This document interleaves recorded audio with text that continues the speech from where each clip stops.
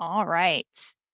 Now that we are good to go on that end, I want to welcome all of you here today for our second offering of this workshop. My name is Courtney Abair, and I am a senior learning experience designer with LSU Online and Continuing Education. And I'm joined today with my colleague, Kristen. Hi, everybody. I'm Kristen Hernandez. I'm also a senior learning experience designer with Courtney. We're glad to have everybody here today. And just to let you know a little bit about what Kristen and I do, we work as part of the design and development team over with LSU Online. And we partner closely with faculty to help create high quality learning experiences. And to do that, we incorporate instructional design, user experience, as well as other trending and up-to-date design principles. And we also facilitate faculty professional development offerings, such as this workshop that you're part of today, to help provide support and guidance to those faculty who are designing, redesigning, and teaching courses for online and blended delivery. Right now, you should be seeing a agenda for today, so you sort of know what's going to be happening during today's workshop. Kristen and I will both be presenting throughout today's workshop, and therefore we'll both be monitoring the chat at various times today. If you have any questions, any comments, suggestions, or you want to interact with us at any point, please feel free to just go ahead and pop that in the chat. We'll make sure that we address any questions or comments as we're going through the presentation. Any that we maybe don't have a chance to get to or maybe need to do a little bit more research on, we'll make sure that we address those in our follow-up email. We do not have a preference if you keep your camera on or off. It's completely up to you. Do know that this is being recorded and has the potential to end up on our website. So if that makes a difference for you, please be aware of that. Also, there will be a lot of times for you to interact with one another. So if you would like the other individuals in the workshop to see your face, then of course that's something to consider as well. So while we're getting started here today, we want to think about inclusive course design and what that means and how we go about doing that. We know that to make an inclusive course, that requires attention to how we select our course materials, how you go about teaching and facilitating your course, as well as the way you ask your students to demonstrate their learning. And so today's interactive workshop is going to provide some strategies for how you can go about building a more diverse, equitable, and inclusive course using the principles of the Universal Design for Learning framework. So this framework that we're going to be talking about in more depth a little bit later today really empowers students from a diverse set of backgrounds to actively participate in their courses, as well as more effectively interpret and apply their learning. And so by the end of today's workshop, we really hope that you'll be able to examine the importance of increasing the diversity, equity, and inclusion in your courses. We hope that you'll be able to explain the framework of universal design as well as how it can be applied to designing a course. And then you'll also actually have the opportunity to apply those guidelines to some examples. The content we're covering today does focus on online course design because that is Kristen and I's expertise, but many of the strategies that we use can be modified and applied to any course modality.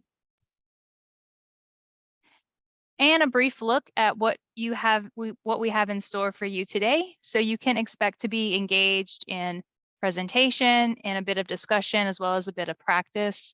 We hope that by understanding sort of what's going to be going on today, you can get the most out of today's workshop experience and prepare yourself. We hope that you take the opportunities that are provided to you to engage in that discussion and practice so that you can achieve those workshop outcomes to their highest degree. And with that, I'm going to turn it over to Kristen. So before we jump in to our workshop, we do want to poll you guys to ask you 2 questions. And one question is going to be about what do you think? And the second question is going to be how familiar are you? So that poll should appear here just in a moment. And please take a moment to fill those out. And this is going to help us to better understand where we're at to begin with.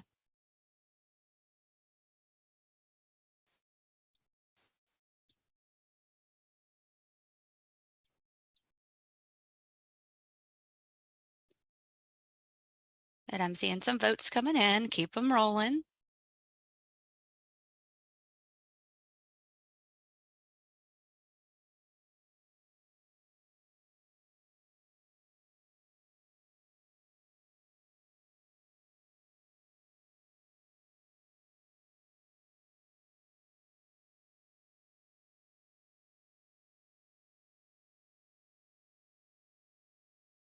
Take about 10 more seconds.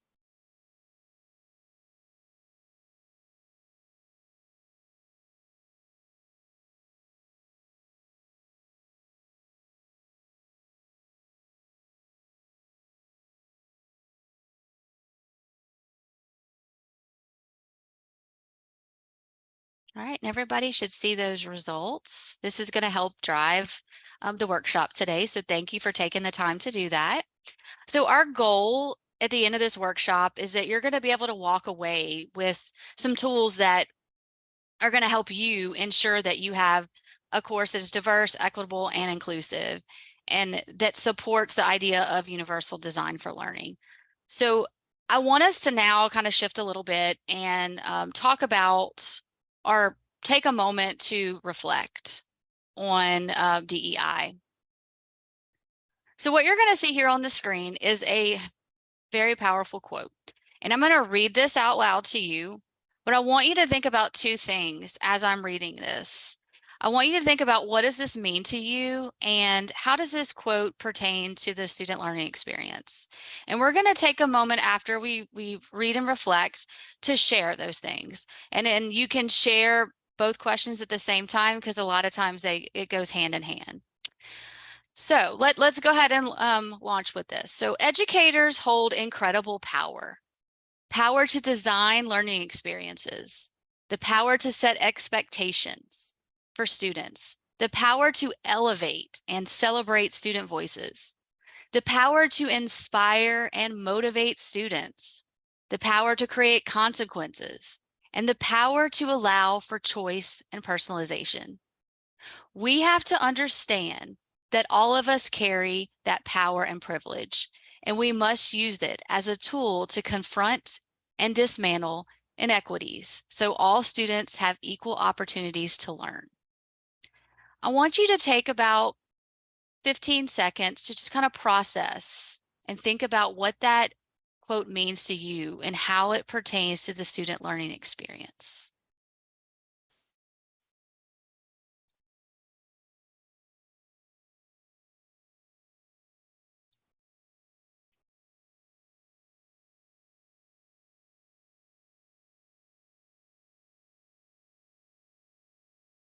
I want to open the mic for discussion, but also know that you can use the chat. Don't feel like you have to use the mic.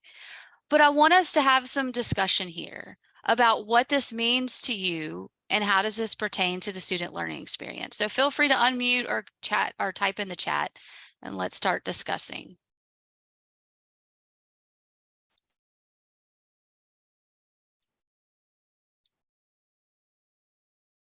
Okay. I see a raised hand, so if you want to go ahead and speak, feel free. Okay. Hi, I'm Liz. Hi, Liz. It's nice to meet you guys. Nice to and meet you thank too. Thank you for this quote. I have a background in teaching. I'm a graduate student teaching assistant here at LSU, but before that, I taught high school and middle school for many years. And what I think of when I read this quote is how the word power here is presented positively, right? All the powerful things that we can do to, for example, elevate and celebrate our students. But what I read in that is that we also have power to do the opposite, right? And maybe not choosing to do some of these things, and how some teachers, even in my experience, made me feel the opposite of these elevated and celebrated. So yeah, it's a huge amount of power that teachers have. Perfect. Anybody else like to share?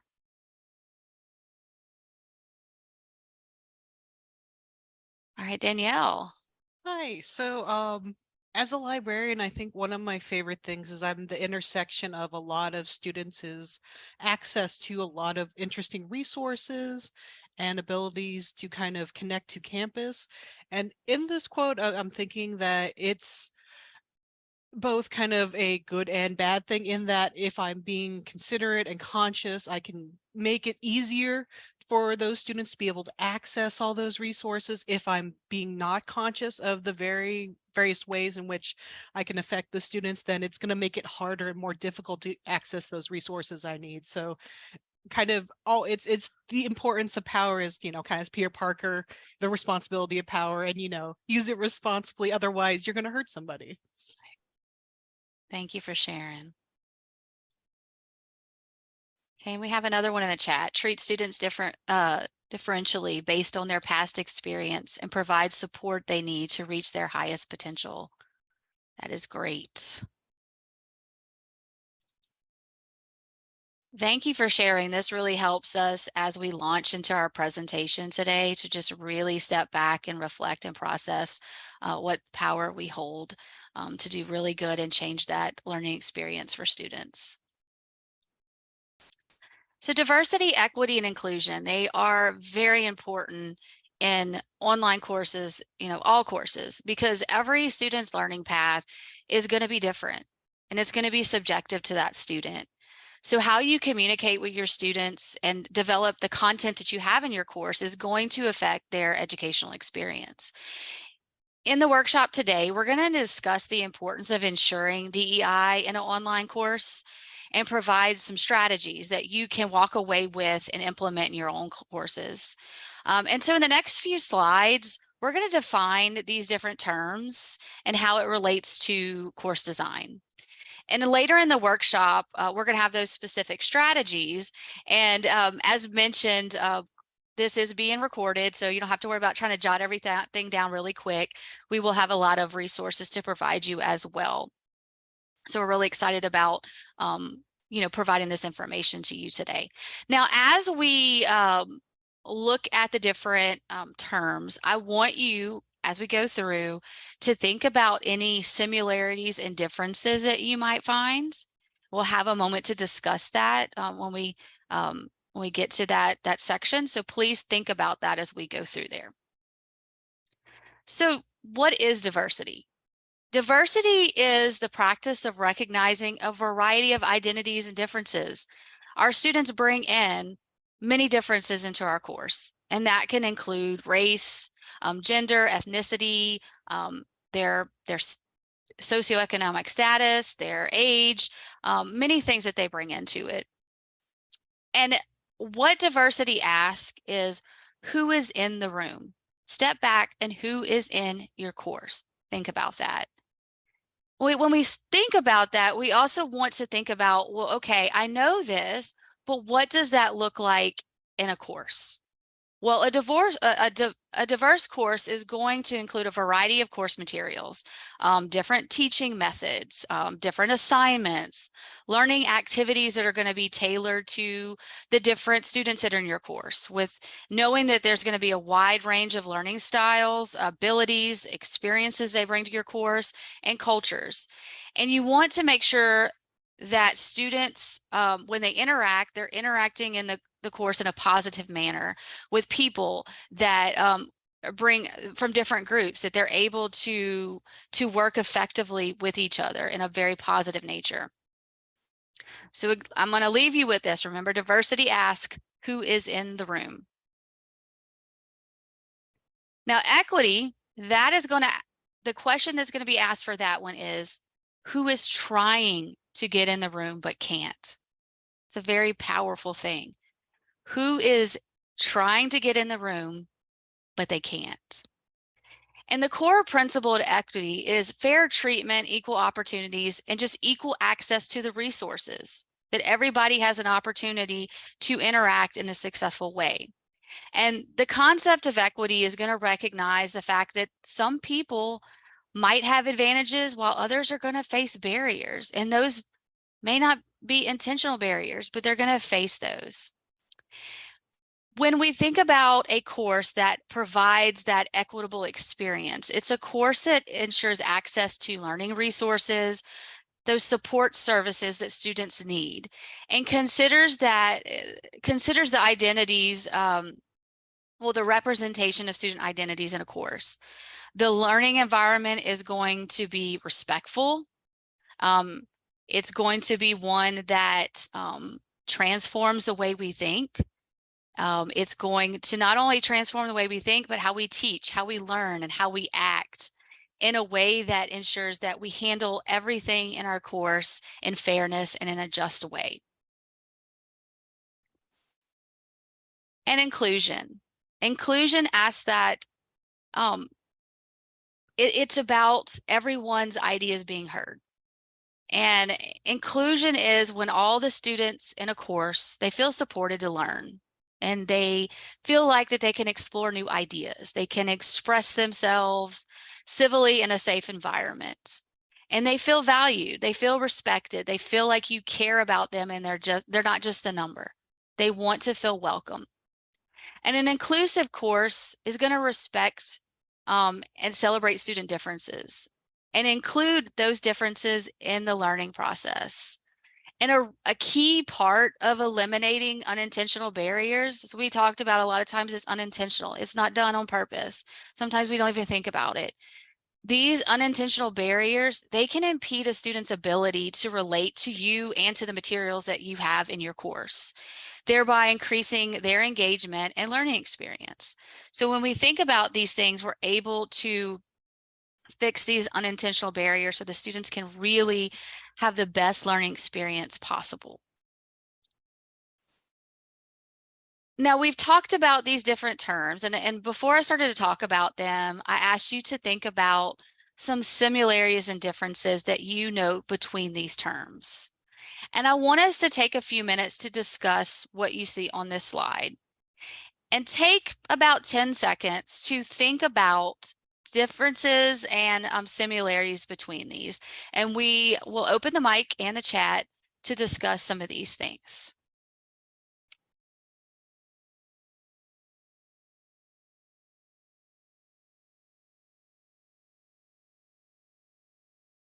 And when you're ready, if you want to unmute, raise your hand or type in the chat, that will be perfectly fine.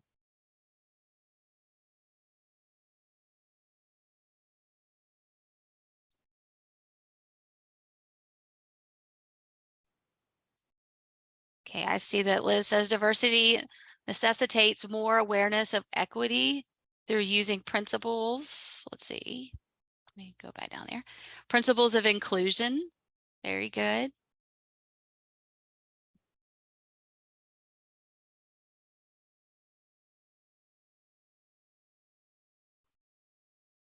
Nice. And some examples could be, diversity addresses differences, inclusion addresses equality, and equity addresses eliminating barriers of all individuals. There's some examples there. Danielle, I feel like each of them acknowledges there are individual differences in people. Perfect. Yes. I like how you wove that all together as well, Liz. Good.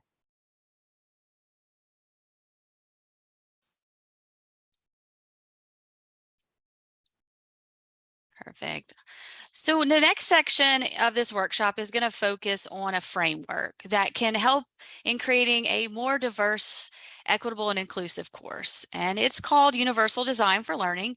As you noted in the poll earlier, some people are familiar, some people have kind of heard it in passing, and some people are like, never heard of it. That's why I'm here today. So those of you who have heard of it, you probably have seen many different definitions or explanations. You go to Google, you go anywhere, you can get many different ones for universal design for learning. which you probably will see a lot as UDL. So at this time, we're going to focus on one and how it relates to DEI. All right, so Kristen gave us a great overview of diversity, equity, and inclusion. So now we can begin to explore how this framework that we want to present to you assists in the development of a course that upholds those principles. And we're going to begin by defining the framework. So Universal Design for Learning, or UDL, as it's often called, is a framework to improve and optimize teaching and learning for all people. And it was developed by a nonprofit educational organization called CAST. And they developed this framework and its guidelines through extensive research in brain science, which we're going to go through a little bit of that next. But in general, what the framework says is that you want to think about teaching and learning in a way that gives all students an equal opportunity to succeed and also offers flexibility in the student learning experience, which especially in the more recent years, we have seen to be a really important thing to our students.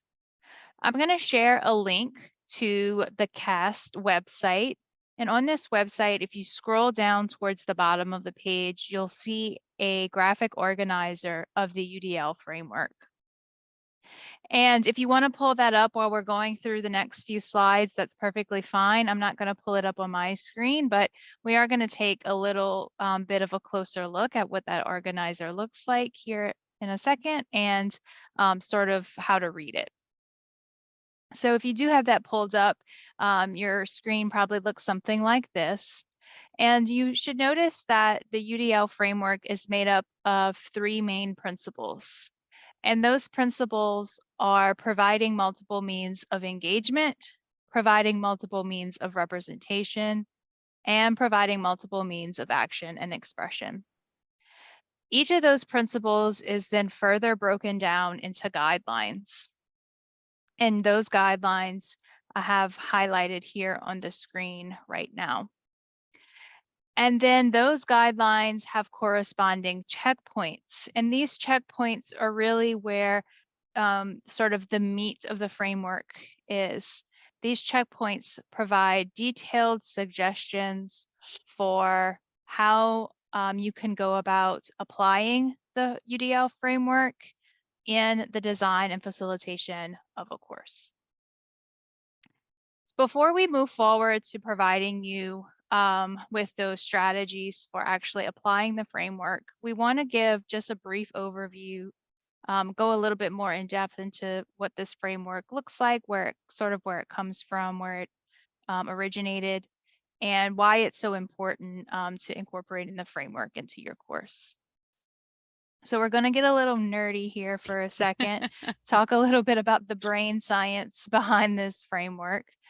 And so we're going to go briefly through each of the 3 principles and sort of what each says and again, why it's important. So that first principle is the principle of engagement. And that principle says that students vary in the way that they are engaged and motivated. This comes from the affective network of our brain. That part of our brain regulates our emotions. It influences our motivation, what we're interested in, and how we persist in our learning. We call this the why of learning because it impacts the degree to which a student is going to interact with any type of learning opportunity that's presented to them. And what the research has found is that students who understand the purpose of their learning, or in other words, why they're learning something, or students who find their learning to be particularly interesting or relevant to their life experiences, or more likely to be engaged with that learning and are more likely to persist when the learning gets difficult. For representation, this principle says that students vary and how they perceive and comprehend the information that is presented to them. And this deals with the recognition part of our brain. That part of our brain filters out all of the many things that are coming at you in one day. And it helps you to understand all of that information that is presented to you.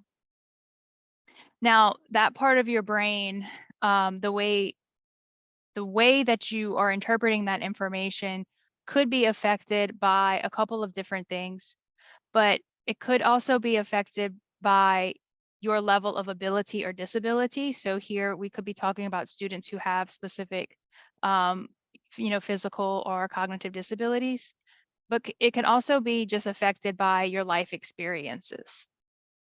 And we call this the what of learning because it's more focused on what that student is interacting with, what type of information or content they're expected to engage with and understand. And then the last principle is the principle of action and expression, which says that students vary in how they navigate their learning environment and how they express what they know. And this deals with the strategic part of our brain, which helps us in planning and executing and monitoring all the things we do in a day. It also involves how we react to specific information and the world around us. We call this the how of learning. And for this principle, we focus on providing support for students, helping them figure out how they plan to work on a big project, or how do they plan to show you how they know, a specific concept. So it's about planning and processes, executive functioning.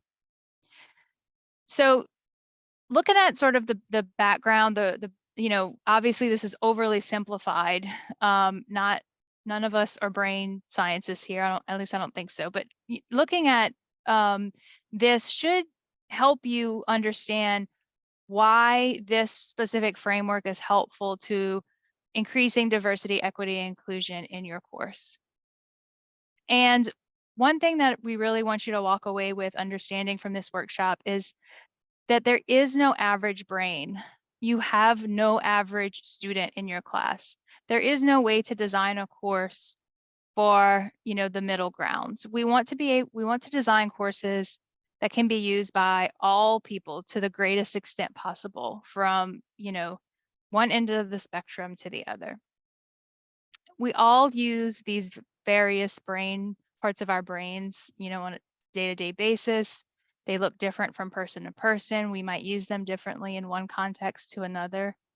And so by applying this framework to your course design, you are inherently designing for the diversity. That could be cultural diversity, that could be neurodiversity. So you're proactively designing for that diversity that will be inherently present in your students and their learning environment.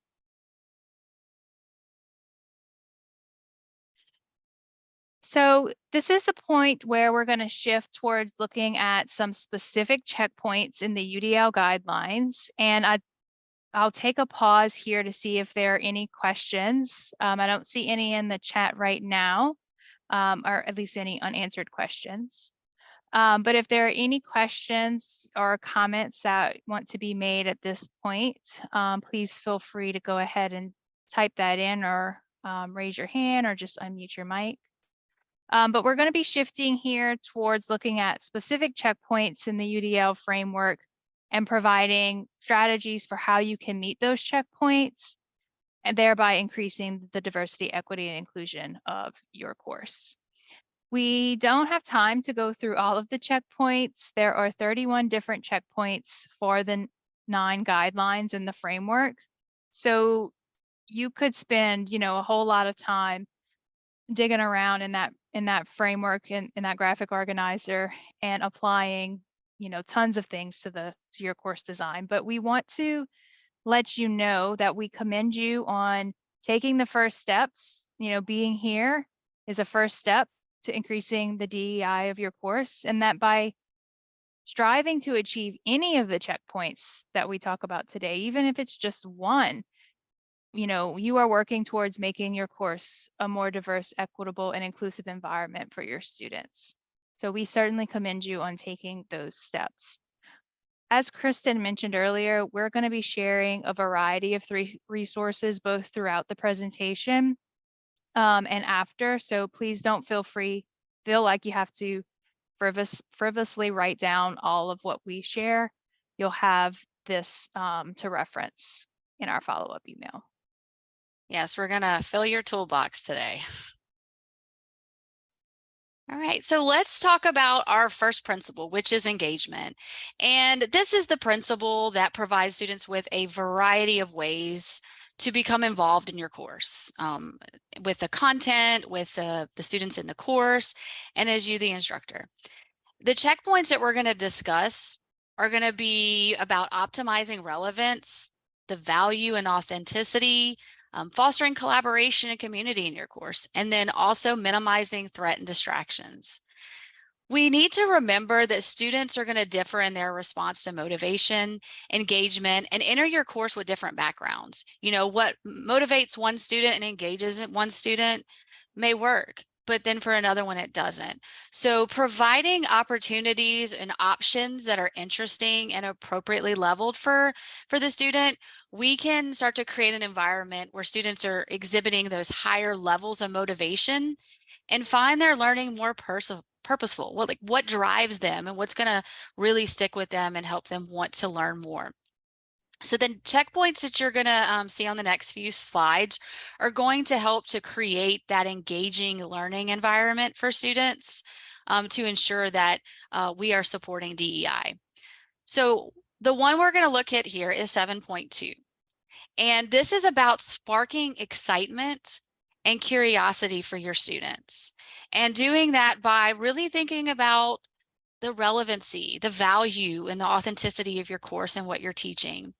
And a key method of engaging students is to demonstrate that relevance and let them know why this is important, why is it relevant, and do this through authentic and meaningful activities that the students are engaging in. And the assumption that all students are going to find the same activities or the information that you give to them equally useful is a valuable mistake. And this applies across the board. You could spend hours creating something that you think is wonderful and amazing, and most students like it and enjoy it. And some, they don't, so we have to really think about all of the students that are in our course. And the best way to engage them is to provide them with options that are going to really maximize that experience for them. So from the start of your course, you want to speak to the relevance, like the value, like why is this important and why is what I'm learning in the course going to be helpful as I walk out into the workforce? How is what I learn in this course going to help me in my everyday life? In the course that I'm taking when I leave this course, helping them see that connection, putting those puzzle pieces together. And this is really important too, because in your course, you may have students that are, this isn't their major. They just have to take it because they were told they have to take it. So how can you find or build that love of the content with that student who may be, I just have to do this because I have to do it. I want to get through it. How can we really pull those students in? But also, our students that this is their major, how are we going to pull them in? So what are some ideas that we can do? Well, you can poll your students and provide icebreakers, which are going to help them get to know each other and you. Include diversified content and assessments that are culturally responsive and relevant, as well as socially relevant. Things that are always intriguing and engaging with students are scenarios, images, and assignments that are appropriate for different racial, cultural, ethnic, and gender groups. And when you are providing images, scenarios, or problems, you want to use a variety of names, settings, or cultural references. And you can do that by using open source image sites that provide diverse images. And we're going to share with you a list of those that are free, so you don't have to pay for them. So these are ones that you can start to incorporate into your course to represent as many students as possible. And other ideas that you can do for this particular checkpoint is a variety of activities that integrate, student different experiences, their identities, their backgrounds, their cultures. You can invite your students to share their experiences. We all like to share ourselves and what we've experienced, but don't ask the student to represent a particular group. Just have that open, share your experiences. Also, ground your course activities in a variety of social, professional, or cultural context beyond the online classroom. Like things, I mentioned like workforce, like things outside that are going to pertain to them, their everyday life, hanging out with their friends, having, dinner with their family, or, all the different things that are important to them and that they experience. And also consider those no cost or low cost alternatives. If you haven't heard of open educational resources, which also you probably maybe heard OER, there's some really good options there. And this could be an alternate to your current required text and this is going to aid in economically disadvantaged students. So helping kind of with that cost and one less burden for them, that's on their mind that they have to think about. I want us to now jump into fostering collaboration and community. Now, everyone in this room maybe at one time has experienced an online course, and it can sometimes be isolating, and you could find it hard sometimes to interact with the instructor and the peers, just not knowing what to do. Where do I fit in? And I can't see somebody. So the more you do as an instructor to kind of foster that collaboration and community, the better. It's going to be just an overall better experience for your students and for you as well. So to foster that collaboration and community, you should offer assistance to your students and use welcoming language. Make sure that they know that there's office hours that they can join, or if they can't make it during that time, because you could have a student in a completely different time zone than you. How can they meet with you? Schedule something through email. You can put things in your course that are like an introductory activity. When you send that email out to your students to welcome them, consider using a hello in all languages image to make students feel more connected, and maybe, oh, there's my, that's how we say hello in my language. You can also personalize introductory activities. They're a great way to just allow your students to open up and have a little bit of fun. And you can do this with activities such as like, what is your favorite animal? And what you're seeing on this screen is an instructor who, she wanted to do that. She wanted to liven it up. She didn't just want the standard, what's your major? Have you ever taken an online course? She wanted to kind of take it up a notch. And so she asked them what animal could they be? And not only did she ask them, she also told them about herself, like what animal she would be and why. And so there's that connection, that feeling of community, like I'm getting to know my instructor. You can do things like favorite color. If money wasn't an object, where would you travel to? Do you have a favorite movie genre or a series that you just can't stop watching? And maybe even like a student profile that's going to really allow you to get to know your students' backgrounds. This type of activity is going to quickly get your students engaged and allow them to express themselves in your course. In the chat, Courtney's going to provide you with a link to one of my favorite websites. It's called 1HE, and it provides creative ways to do student introductions in your course. It's not just that, it has a lot of great stuff that you can use to get students to think critically in your course, to really spark creativity. So it's a really great site. I suggest that if you get a moment, check it out at some point. It probably will become one of your favorites. You'll want to bookmark it. So definitely a good one for your toolbox. Some other ideas that can be helpful is like a daily check-in or a weekly check-in with your students, just see how they're doing, or to say, I read the forum this week and I noticed these things that you guys were talking about, and just kind of a blanket email to just let them know, hey, I care, I'm reading things, and you may not be able to read everything, but just scanning and just making note that you are seeing things are going to go, hey, they do care. They really care about my learning. You can create cooperative learning groups with clear goals, roles, and responsibilities. It encourage and support opportunities for peer interactions and support. Encourage students to create peer tutors. Maybe even construct communities of students engaged in common interest or activities. And if you do any kind of group work, create those expectations for them, provide them with a rubric so they know what is expected of them, or provide some norms, some best practices that are going to help guide them in the right direction. And you can also build student collaboration into your courses that's going to help students really develop some of those career skills that they need to effectively work as a team. So as they're doing these cooperative learning groups and working in peer tutors, they're building those soft skills that they need to flourish as they go out into the real world.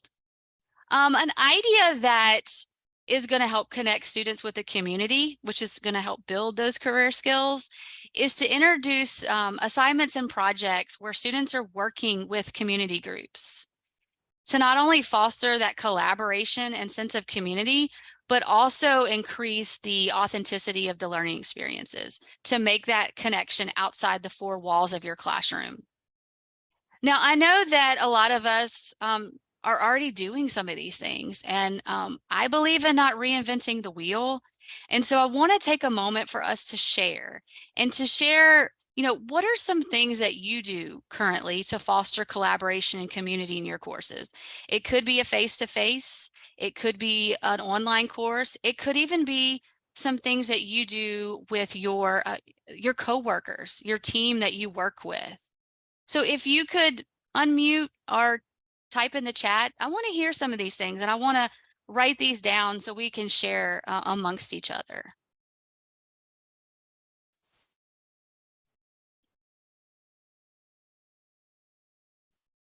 What are some things that you do? So one of the things I have used in my class is the one you showed, using a introduction, hi in many languages. Nice. So since I am from a different country, I always thought that would be a good idea to introduce myself using different languages, and students love seeing that. And also when I introduce myself, I have a photo of myself with my pets. Oh. Yeah, and that brings a smile on them, and they start talking about it, about their pets and all that. So that's something I have done, and I'm sure I will use some of the things that you shared as well in future. I need to know, what kind of pets do you have? I have cats. Oh, how many cats do you have? I don't have any cats right now, but at okay. home, back in India, I have 10 cats. Oh, that's fun. Yeah. That's I neat. wish I could bring them here, but in my situation, I can't. Gotcha. Yeah. Well, that's neat. That lets the students get to know you for sure. Mm-hmm. Yeah. Right. Anybody else have any ideas on fostering collaboration and community? I shared a document in the chat that I use. I teach French courses here at LSU, and I like to randomly pair them up. So we're learning each other's names pretty quickly, but you could use this in any subject area. So I use a huge map of like the Francophone world, and I randomly pick like 17 to 20 different countries where do I have letters or numbers. And then they have to go around during like the first weeks of class and say, Courtney, you're my partner for Quebec, and Danielle, you're my partner for Madagascar, and they write each other's names down. And then so in the future, when we do partner or group activities, I'm saying, okay, you're working with your partner from Madagascar, and then I know I'm going to Danielle and we're working together. Nice. I like that. I'm bookmarking that document. Awesome. Please like feel free that. to use it. Yes, thank you. And then I see, so we have a comment here. I once used Jamboard to engage students. They can share their thoughts in a safe environment, like that. All right, if you have any more ideas, please feel free to put in the chat. We will make sure to acknowledge those, get those written down, because we want to make sure that we share as much as we can. So we are filling up that toolbox. You're going to hear me say that quite often, I think. All right, so we want to also talk about minimizing threats and distraction. So in order for students to be open to collaborating with the class, with the students, you need to ensure that your courses are minimizing threats and distractions and is creating a safe space for learning to happen. When interacting with you and their peers, the environment needs to be accessible and non-threatening, because it's going to be difficult for students to really concentrate on their learning if they're just trying to meet their basic needs, or trying to avoid a negative experience that might be happening in the course, or anything like that. You know, in an ideal learning environment, everyone can work together in a safe space, that it's free from any threats, any distractions that may come about. So how can we do that? You know, there's many ways to do that. But we can start off with setting some ground rules for inclusive language and that respectful dialogue for the course.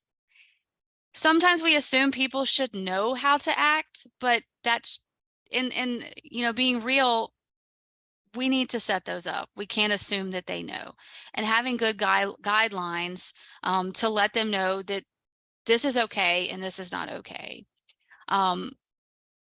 This can be set up for, you know, if you're using discussion forums, if they're working on a group project, maybe creating some type of learning pact for the class, for a group, include an etiquette guide, as you see on this screen here, and review your content for bias and perspectives. You know, take a step back, look at what you have, and see if you have any of those bias or perspectives that you really need to focus on. What can I do to ensure that I'm not, you know, doing anything in a negative way? And consider including maybe a written narrative, or even audio or video, in which you speak personally to the expectations for the course and your beliefs regarding the course, in terms of how we should act and how we should support each other. And you know, people have different views, but we can respect those different views. Use this time to just set that positive, encouraging tone regarding what is expected for students. And that is letting them know, hey, you're acknowledging that you care about this and you want to follow through with that. Don't just make this, say this, and then just walk away. You know, what you say, make sure that you do that and you are supporting your students. Because ultimately, we want that accepting and supportive climate, so that our students feel like they are a part of a community, they could be successful, and that we are hearing them. I do want to take a pause to see if anybody has any questions, if there's anything that anybody wants to share before we move into our next principle.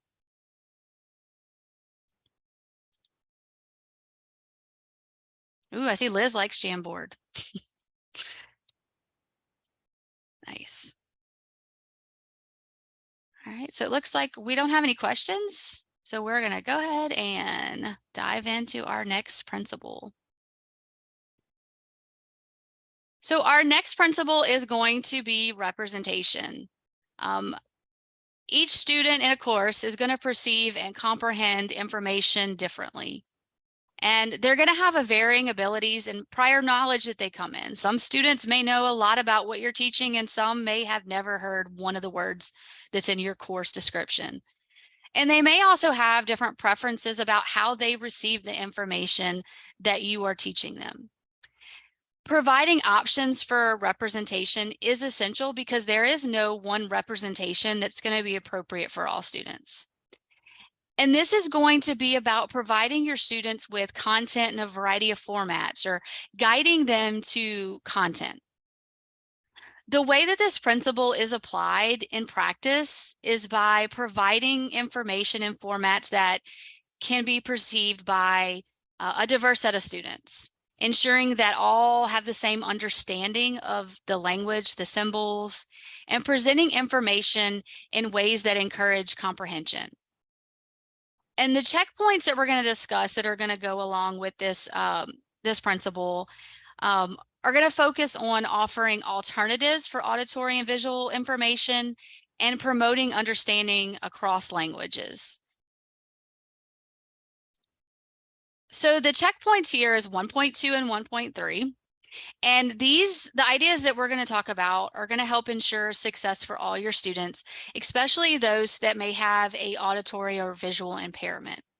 And to ensure that students are successful, some things that you can do is, and many of these are very, very easy, is to provide resources like videos and any kind of animations and simulations that students are able to control in sound and speed.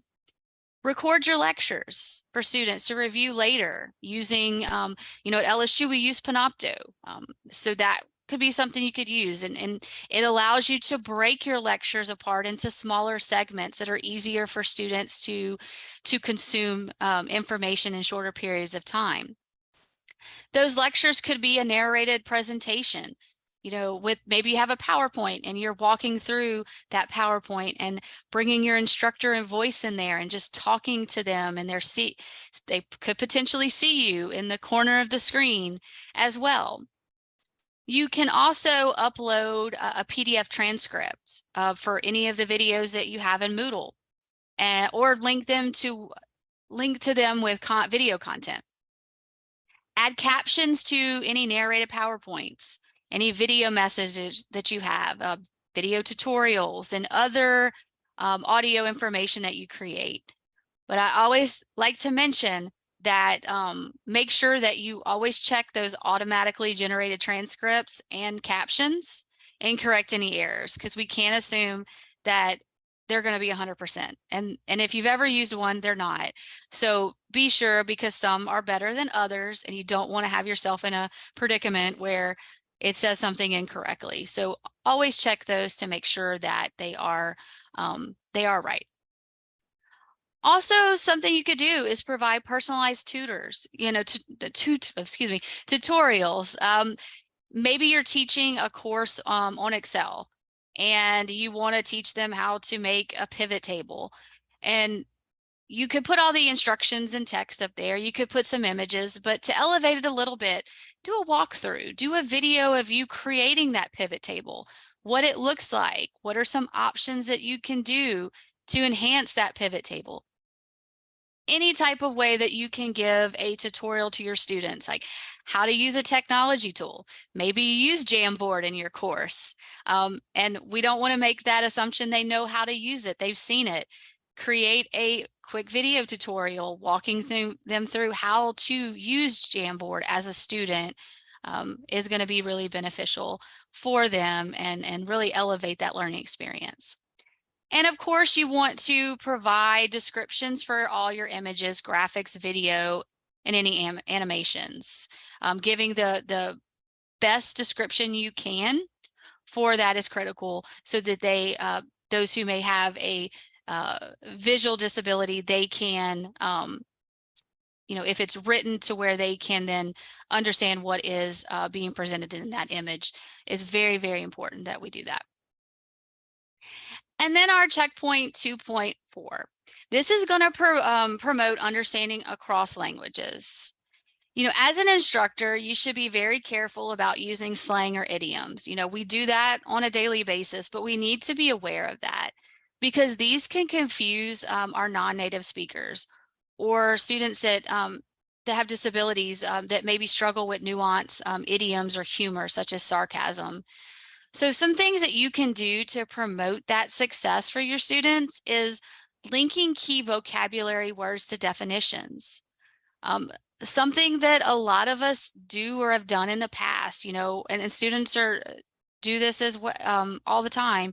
When they're reading something and they come across a word they don't know, It's easy just to skip it and just keep going. But not knowing what that word means can make a huge difference, or making an assumption of what you think it means. So linking to that is going to be very helpful. And linking those key vocabulary words to definition and pronunciation in both the dominant and the heritage language is going to be very helpful. Also consider maybe pre-teaching some of those terms and ways that connect to prior knowledge. Maybe at some point they've experienced that in K-12 setting, or you know, somewhere out in the world they would have experienced it. And you can do that through creating like a mini lecture. It doesn't have to be a lot of time spent on that, but just something very quick to just kind of get them to understand what that means. There's tools like H5P, which is a tool available in Moodle that will allow you to create interactive activities. Or you can link out to maybe a site that you use that does a really good job of helping establish or build those vocabulary terms. Another thing that you may do or might find helpful is to offer a glossary of key terms at the beginning of a course or a module or topic that you're going to cover that defines domain-specific vocabulary. And the tool that's available in Moodle is called a glossary. And that can be built in and linked so that students can quickly click on that and go, oh, that's what that means. Makes more sense now. Otherwise, they're like, I completely learned that word, because I did a different way because I didn't look it up. I just thought I knew what it was. So this is going to help a lot. If you could in the chat, if you could put a Y or an N, if you have ever used this method of linking to a glossary. Just kind of curious if anybody has ever done that before. I'm seeing some Y's. Okay, Liz has shared that she loves a tool that's Forvo, F-O-R-V-O, for pronunciation. Nice. It's like a community audio dictionary where native speakers upload recordings of them saying words. So I use it for both French and English. Perfect. And Danielle, I will make sure to share with the group. We do have some best practices for writing those image descriptions. So I will make sure in that follow-up email that is part of that email. Make sure I'm not missing anything anybody else has said. Okay, Courtney's sharing some good stuff in the chat as well. They're going to help with that alt text. I love Pensate. There's another site too that's very helpful. So I'll make sure that you get that. All right, thank you guys for sharing.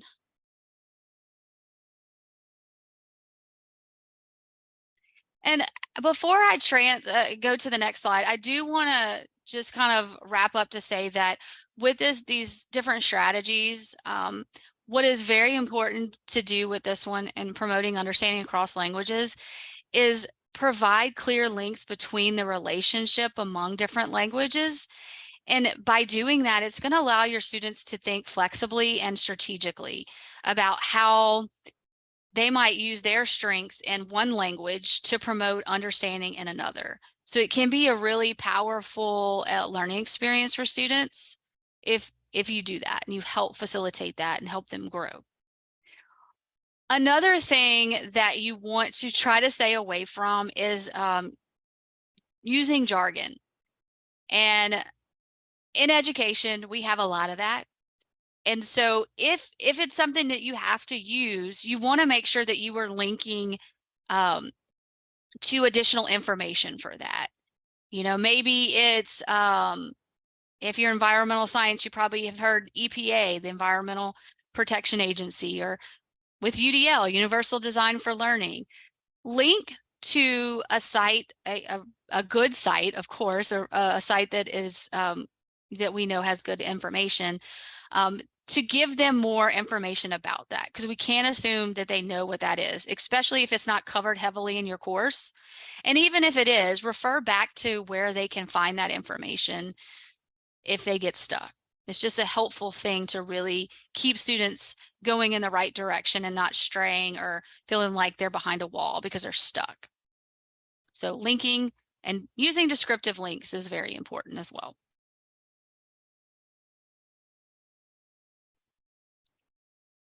All right. Any questions before we move on to our next section? And I do want to say I am loving the chat and the conversations that are going on and the resources, because there's a lot of stuff out there. And if you share, that's saving us a lot of time. And there's some, and the things that you've shared today, I have my little notepad here. So if you see me writing, that's what I'm writing to, because I'm always wanting to add things to my toolbox as well. Kristen, I have a question. Sure.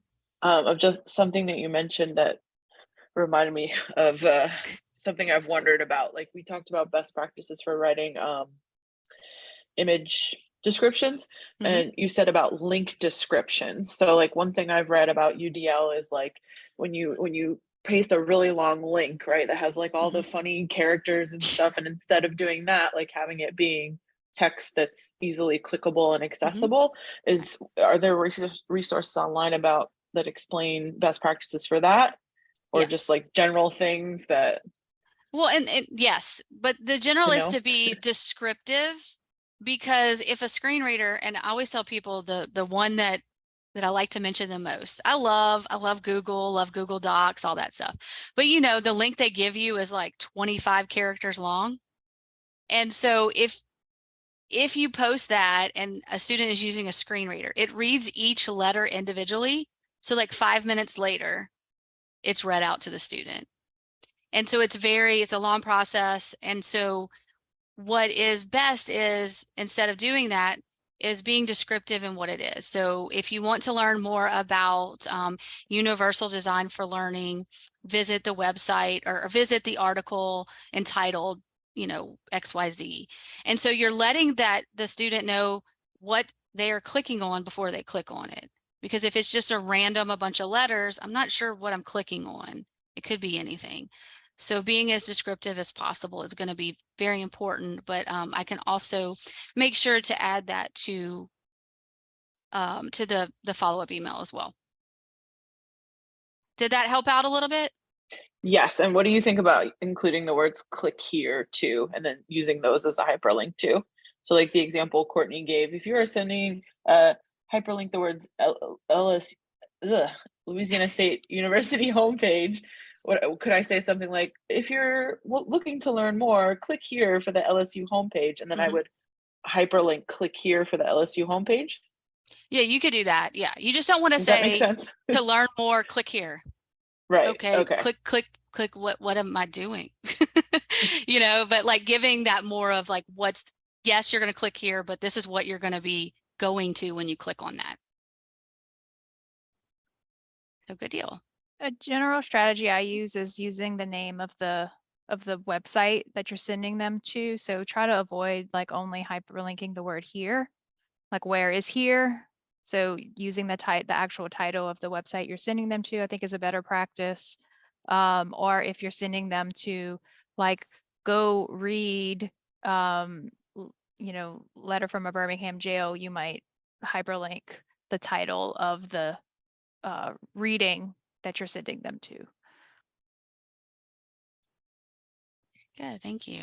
Courtney, was there anything else in the chat? I do see a question, but I'm actually going to hold it until we get to the end, because I think there's probably some more strategies here that we're about to cover that might apply, and it might serve as a good summary for today's workshop. So we're going to go ahead and move into our last section, or principle, action and expression. And recall that this principle is about allowing students to express themselves in various ways, including how they interact with their physical and or virtual environments, as well as how they process, plan and process for the work that they're doing for you. So students are going to come into your course with a variety of psychomotor abilities, and they may have preferences about how they share information with others. So the principle we just covered was about how students receive information. This is about how students share information.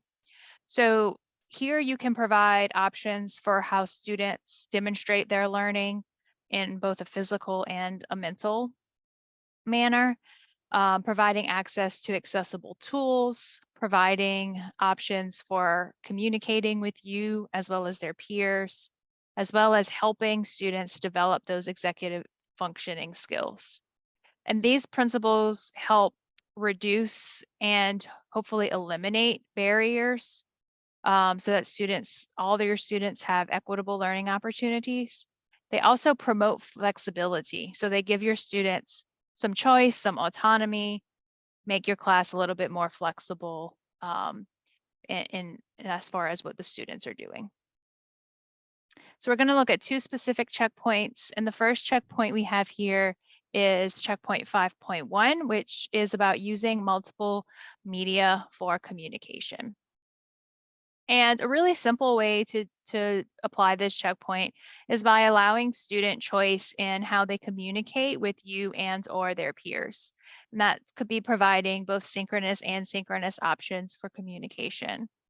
Some students may find it really difficult to express themselves verbally, but really excel in expressing themselves in written form, for example. So just giving them a preference or the option of a preference and how they communicate with you and their peers can really help lower some of those barriers. Obviously, email is a pretty traditional asynchronous method that you use to communicate with your students, either like Outlook email or Moodle mail. But you might also offer students the option to contact you via your office phone, or if I know I actually work with an instructor who has um, like a burner phone for LSU. So it's a separate phone number that she gives just to her LSU students so they can contact her via text message or via call when she's out and about. Chat systems. Yes, Google Voice is a great option for that. Chat systems like Teams, like GroupMe, Moodle has an integrated chat function. Remind is also great. Thanks for sharing these options. All allow you as the instructor to interact with the students in ways that are probably honestly more familiar and at a lower entry point for your students rather than like them coming to your office or maybe, picking up the phone. Also, if you do use Zoom for your office hours, consider making it explicit that students don't actually have to use the video or audio options if they come into the Zoom room. Maybe they can come in and you can have office hours via chat, Zoom, like on Zoom, but via the chat. Some students may find it difficult to turn on their camera or an invasion of privacy, et cetera, or just may not feel comfortable with that. So give them those options as well. And then another option is to allow student choice in how they complete their assignments. So unless a specific technology or a specific medium is really critical to the learning goal or the learning outcome that you're trying to assess, consider allowing students to choose how they submit whatever it is that they're submitting.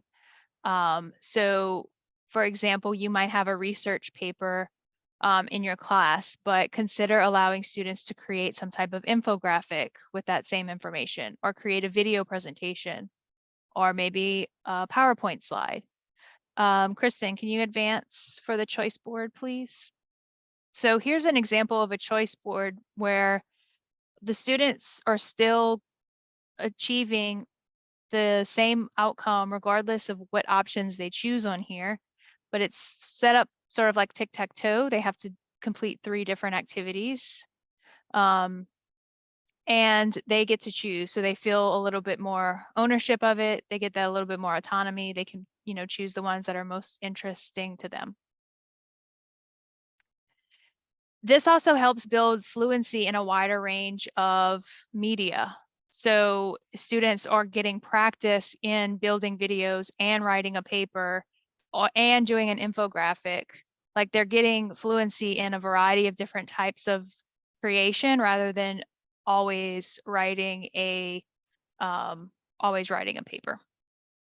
And then lastly, consider ways to make your assessments more authentic if as possible. So how can students solve realistic problems? How can the problems be personalized to that student's interest, their major, their career, their skill level, all of those things. We do have a recording of a workshop specifically about designing authentic assessments. So I'm going to pop that into the chat here if you want to check that out. If you're interested in authentic assessments and applying that to your class. And then the next thing we want to, or the last checkpoint we're going to hit on today is 6.2, which talks about supporting planning and strategy development to help students' executive functioning skills. So how can we help students understand that they need to plan ahead for that big project? How do we get students to think ahead to the final project or the next assignment? These strategies are also really helpful for you as the instructor. They can help distribute your grading load more evenly. They can help you formatively assess your students, which allows you to adjust your instruction as needed based on the information you're getting. So some things to consider here are a presentation checklist. Nope, sorry. Breaking down your breaking down that big project into smaller submissions. So if you have that big project at the ends, don't let your students wait till the end of the semester to start it. Break it down into smaller submissions over the semester, maybe selecting their topic, locating their sources, submitting an outline for feedback, make an appointment with the writing center, or make an appointment with you to get some feedback, or a peer, something along the lines of that. So it makes those big projects really less overwhelming. It gives you, potentially a higher product at the end of the semester because students aren't waiting until the end. It teaches them how to manage their time because they're working on it in small bits rather than just one large chunk at a time. Now is time for presentation checklists or checklists in general. These can really help your visual learners. So sometimes, especially for those bigger projects, our assignment instructions are so lengthy because we just have to include so much information, right? So consider doing a checklist for your students. Consider having them submit the checklist as part of your assignment. That helps to maybe ensure that they're following the instructions a little bit better. And then lastly, make time for reflection. So how are students reflecting on the content of your course or the assessments that you're having them do? You could do this before, during, and or after a specific topic or a specific assessment you're including. You can have them reflect on what they already know or what they expect about what's coming up. You can have them, pause at a particular point in working on that item to discuss what's going well, what's not going well, what are the challenges they're facing. And then afterwards, what was their process? What challenges did they face? What were their successes? How does all of that connect to the course and their goals, maybe their personal goals or their career goals or the goals of the course?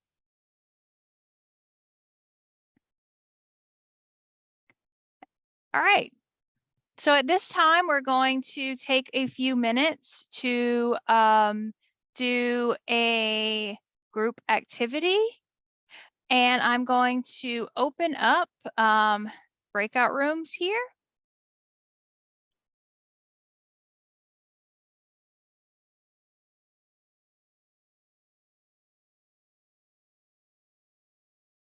And I'm going to share a link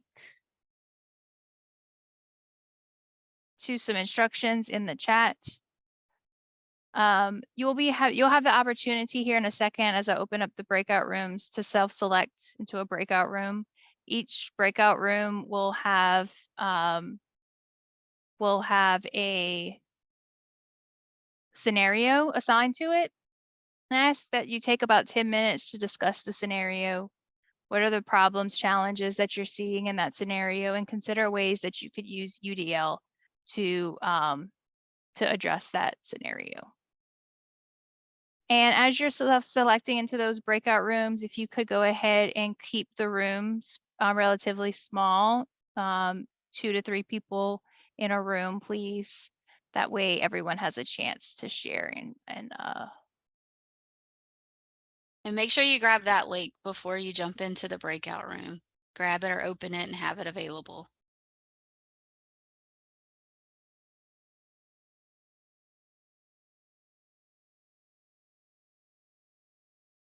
all right, you should see rooms opening up.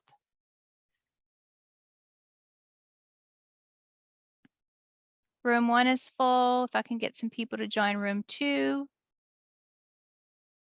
And if I can get someone to join room 3.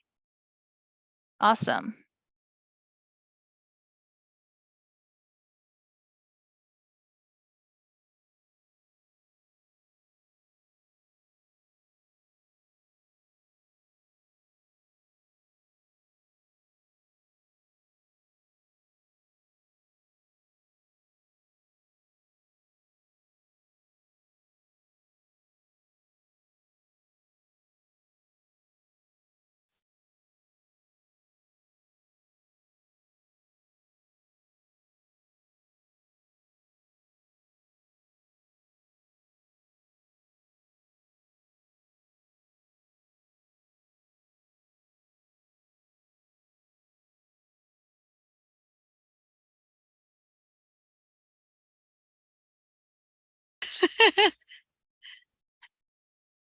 Yeah, we're doing good. I was sneaking in and just like listening. It was great.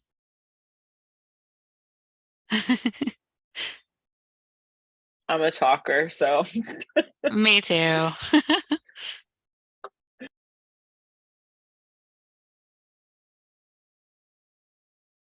Everybody's making their way back. All right.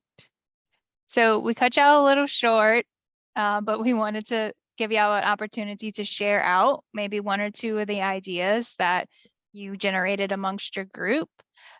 So we had 3 groups, and the first scenario was about controversial issues. So is there someone from room 1 who would like to share 1 or 2 of the solutions y'all came up with? sure. I was in a room with Anzi and Maganizo. And so one thing we talked about for controversial issues, because Anzi comes from a science background, and he said at first, there's no such thing as controversial issues in science. And I had to laugh like internally, because I know that while there are certain accepted truths, right, within scientific communities, that some of our ideas about what's universal in our subject could definitely be different and when interpreted by our students. And they come with all sorts of backgrounds, preconceived notions, religious beliefs that might be very different from what we know to be true within our world in academia. So yeah, we talked about how a controversy might seem different based on the subject. And then in terms of like addressing that in a discussion thread, we talked about 2 things, 2 quick strategies. One, setting guidelines for what exchanges and communication in an online course or even just in a thread look like, right? What are the guidelines and expectations of how we should be communicating, both presenting information and interacting with others? And that should include a talk about language. And then the second thing being, like, if you're going to make a claim that might be perceived as controversial, you need to include sources. Where are we getting the statements that we're saying? And that's just, a best practice in academia as well. Thank you. What about room 2?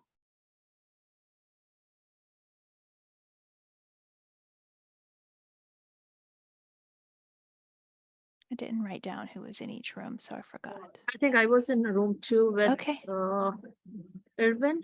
Okay, so we were talking about the hot button issues, and Irvin was saying we should take it as a learning opportunity in the classroom and have a healthy, respectful discussion among the students, and also find the root if something offensive happened in the class, find the root cause of it, what made that person say that, and also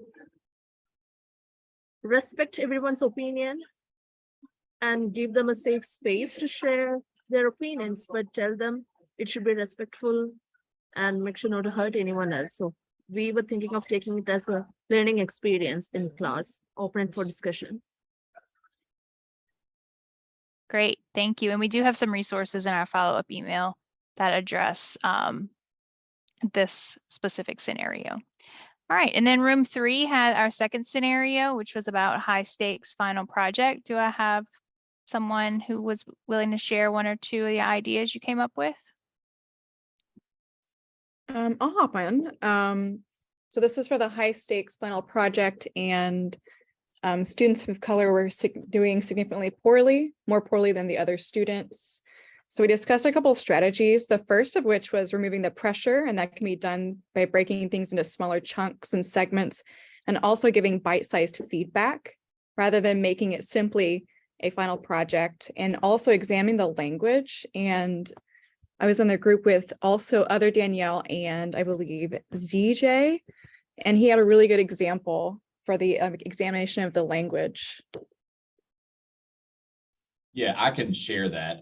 So in my life before LSU, I was a science teacher at middle school and a school administrator. And oops, sorry, I was playing with backgrounds. Apparently my background just changed. I was so impressed with other people's backgrounds. My apologies. But so I gave a post test in an 8th grade science class. And when I was looking at the assessment, students did really poorly on question number 4. And I went back and looked at the question, and the word locomotor was present in the question, not train, not locomotive. And it was just so foreign to students' language that, you know, if the word would have been changed with anything that was more common, just movement, because it was about plate tectonics and locomotor action.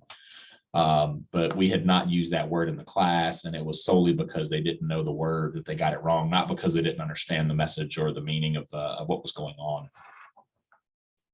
What a fabulous example. Thank you so much, everyone, for sharing. I'm going to toss it back over to Kristen to close us out for today. Thank you. That was really great. I enjoyed. I kind of popped into some of the rooms and was listening for a moment, see how everything was going. So thank you for sharing. So as we close out for today, I just want to emphasize and summarize some of the big things that we talked about today. So incorporating DEI strategies will not just benefit your marginalized or minority students. It's going to benefit all the students in your course.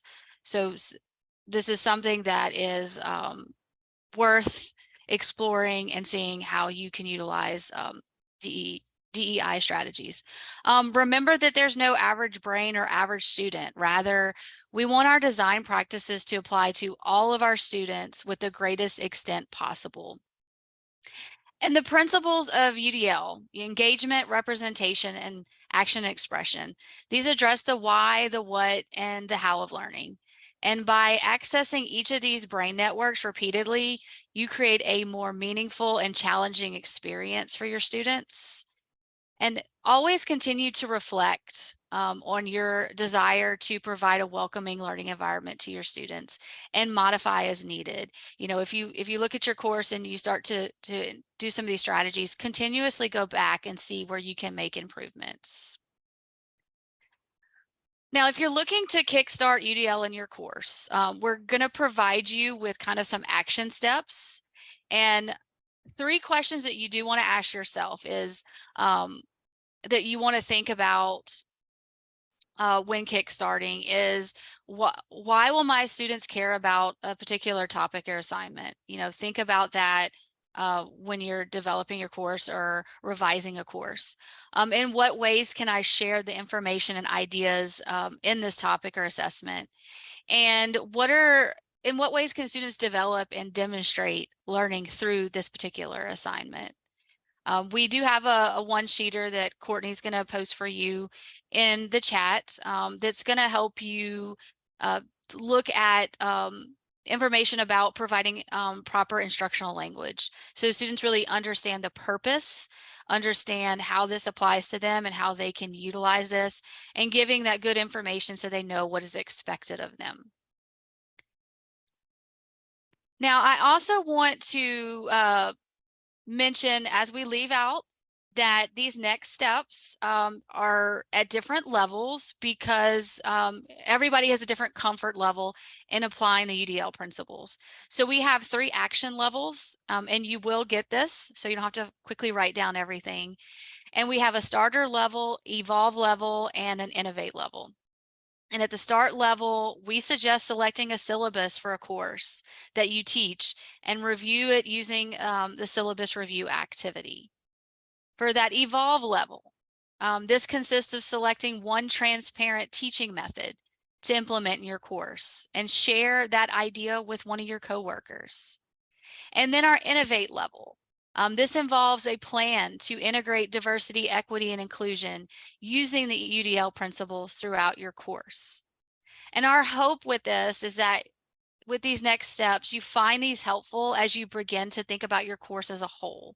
You know, take small steps and infuse some of these strategies and look at ways that you can rethink your course. And it's going to be something that will help you in the long run and really make for a better learning experience for your students. I do want to also leave with the group that there's many offices on our campus that are involved in the efforts to incorporate DEI in the online experience. And for instance, like the Office of Disability Services, the Office of Civil Rights and Title IX, the Office of Multicultural Affairs, and many more. And all of these are linked and you'll have access to these. You reach out, see what's available so you don't have to reinvent the wheel. Definitely a lot of great things that are happening on our campus, and you can link to that and see how you can be a part of that effort as well. So now we are wrapped up. We are so glad that you joined us. Courtney and I will stay around for a little bit to see if you have any questions. I think someone had a question about larger classes, so we can definitely address that if you want to hang around. And thank you again. We look forward to seeing you at some more of our trainings, and we'll get that follow-up email to you. So I think the question Thank you so much. Oh yeah, thank you, Liz. I Are think we the question done? Go. Like, can Yes, y'all can go. okay. You're Thanks. dismissed. Sorry. I think the question was you. more about core courses, like lower level freshman level core courses where students are coming in with just like a lot of diversity and a lot of academic backgrounds. And so I think the last principle we shared, strategies for action and expression, would be a great way to address that, giving students more choice in what they're doing. Because if you are teaching more like a survey course that all freshmen are taking, letting students choose what they're completing and how they're completing it will allow them to apply it to, where they're planning on going next. Thank you. That's helpful. Yes, I'm so Yep. glad. Thank you. Yep. Thank you very much. Bye-bye. Bye.